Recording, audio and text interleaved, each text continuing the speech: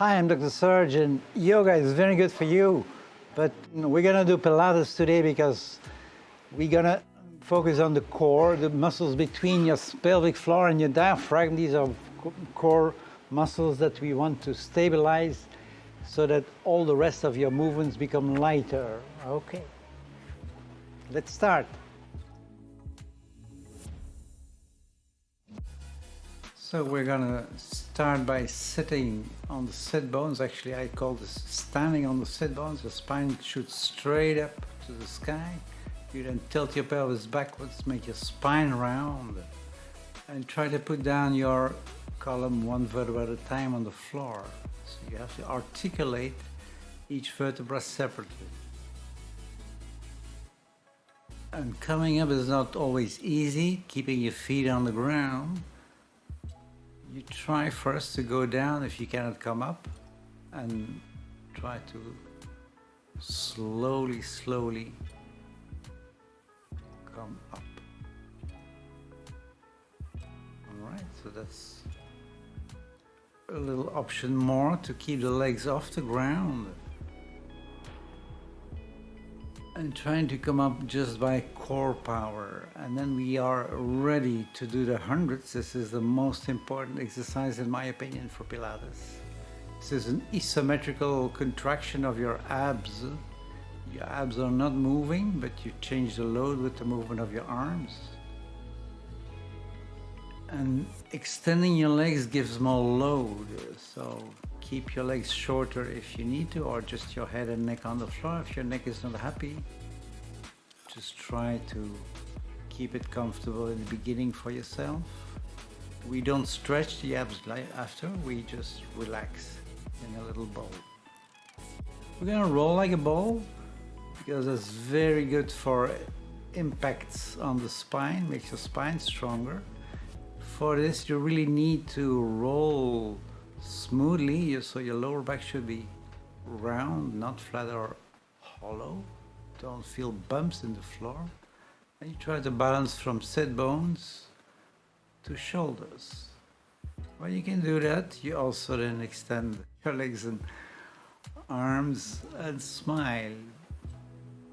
Coming on all fours, we're gonna try something that is a bit from yoga, but it's an addition for Pilates. You'll see the second foot comes off the ground. And then you have to stay still, totally stable. The stability comes out of your hand. Your knee doesn't give you stability, your hand gives you stability. You connect your hand with your core and the core with the rest of the whole body. So it doesn't look like it, but your whole body is engaging in this position. Trying to stay absolutely still. Everything in Pilates looks easy, but once you do it, you'll feel how and what you have to engage. Relaxing in child pose, always like to do that before we do a stronger one for the flanks.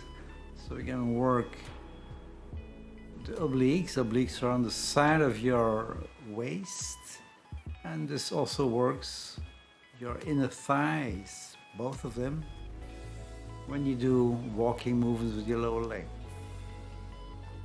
Elegantly moving to the other side.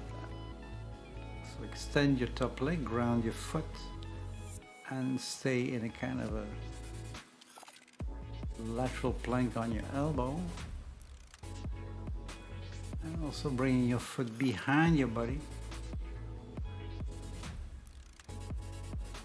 Alright, this was quite hard.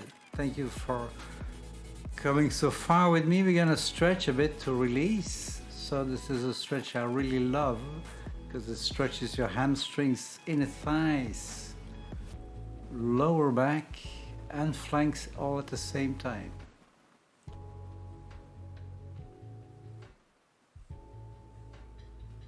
And then you try to really go as far as you can down. Takes some time, but I think if you do this regularly, after 4 or 5 months, you're as good as I am. We're gonna do the crisscross now. This is again core power. And we're gonna add the rectus, so your six-pack and the obliques on the side are working here. You come from your elbow to your opposite knee, keeping a little arch under your back. Your navel is always down, your pelvic floor is always engaged. And you take your time. It's not about going fast in Pilates. It's about doing it correctly. We prefer quality to quantity. Also, not often you're going to be sweating. So here we're doing a shoulder bridge. We're trying to again articulate the spine, picking up one vertebra at a time, and then we're going to do in the shoulder bridge leg circles. This is hard because the whole body is not moving. That's your focus in the exercise. Only the leg should move. Your pelvis especially is not wiggling or dropping in level. Try to really keep your grounding perfectly still and moving the leg only. You'll feel about everything in your body working, also your shoulders and arms coming down. And also this one I picked out of the yoga practice, but I adjusted it a bit to Pilates. This is a fish pose, where we engage the muscles of the spine just in between the shoulder blades to remedy the hunchbacks we are creating with all the smartphones and the computers. So this really works a lot on the muscles of your upper spine to take out the hunch. We're going to do a bit stronger for the whole spine, and the back of the legs is a beam. You're grounding on your shoulders and shoulder blades. Head and neck are relaxed, and you lift up your whole body. You can stay longer than you think in this exercise. This is very, very easily to stabilize. Another one here is pelvis is on the floor, and with your hands behind your shoulders, you're lifting up your whole spine, working on the muscles of your shoulders.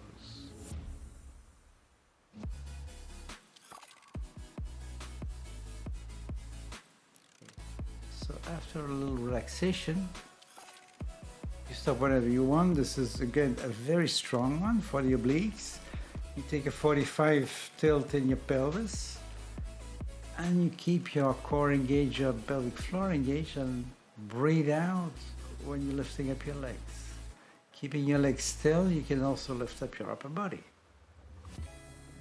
You see I'm breathing out with an open mouth. We breathe out like we make steam on a window, because this really is important to not obstruct your exhaling.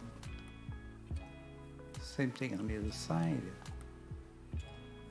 Pelvis 45 degrees, align your elbow, shoulder, and ear far from your shoulder. And in the beginning this will be quite intense, but you can build it up as slow or as fast as you want.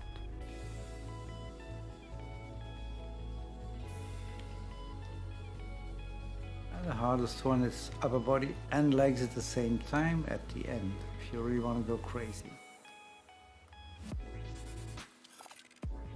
All right. Yes, this one you feel, I'm sure. So to release a bit the abs, we're gonna work a bit on the back again. So we have the elbows as well as the shoulders. We ground the feet and the legs completely to make sure that when we point out the arm like a hunting dog would do, we don't want to compensate with the head and upper back. We like to keep the whole alignment and stay absolutely still. Only the arm would move. In this position, we always lift up the navel off the floor, keep that engaged to protect your lower back, because this one is very hard for the lower back. This is a preparation for swan. Yeah. And then you relax, but in that position, you try to always keep your navel off the floor and breathe with the navel off the floor. Not easy for everyone, but you just imagine your navel could be off the ground. This is a balancing on the knees. Looks easier than it is. So you see my feet are not on the floor, my pelvis is forward and tilted backwards.